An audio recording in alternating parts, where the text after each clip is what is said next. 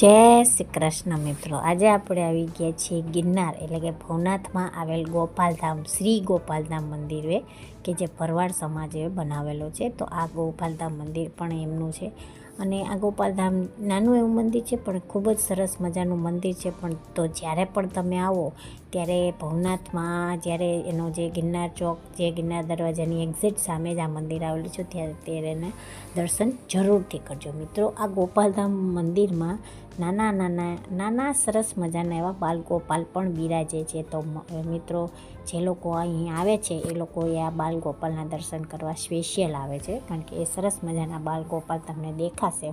હું તમને એના દર્શન કરાવીશ.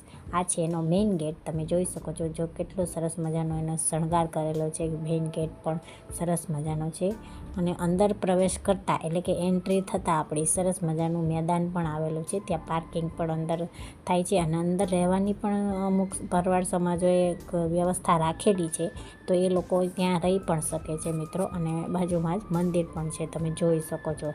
અને સરસ મજાના ઝાડવા પણ અહીં ઉગાડેલા છે, તમે જોઈ શકો છો. જૂના વૃક્ષો પણ અહીં વાવેલા છે મિત્રો, તમે જોઈ શકો છો.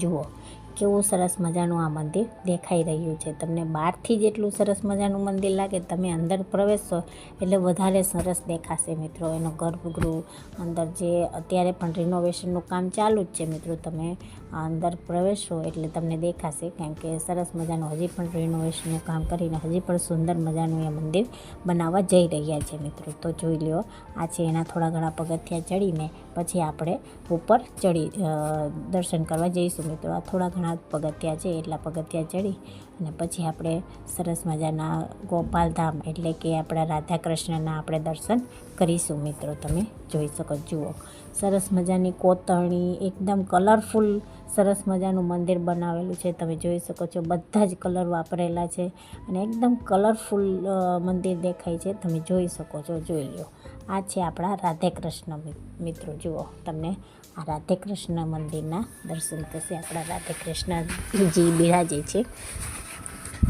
તો તમને એ રાધે કૃષ્ણના દર્શન થશે મિત્રો. જુઓ સરસ મજાના રાધે કૃષ્ણના દર્શન થઈ રહ્યા છે મિત્રો. અને બાજુમાં જ તમને બાલગોપાલના પણ દર્શન થશે મિત્રો.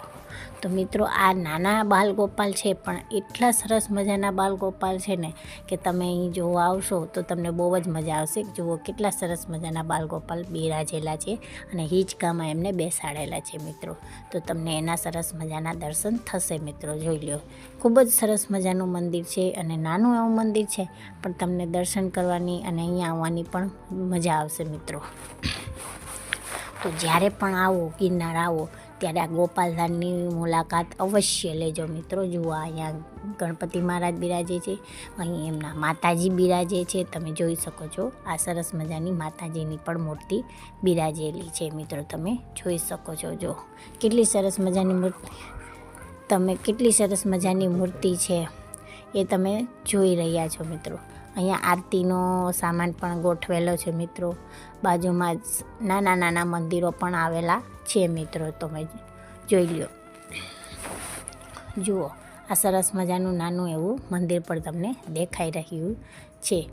જુઓ અહીંયા રામ, લક્ષ્મણ ને જાનકી પણ બિરાજે છે, તમે દેખાઈ રહ્યું હશે. જુઓ, અને ત્યાં પણ બાલગોપાલ નાના એવા બેસાડેલા છે હિંચકામાં, તમે નિહાળી રહ્યા હશો. જુઓ રામ, લક્ષ્મણ ને જાનકી.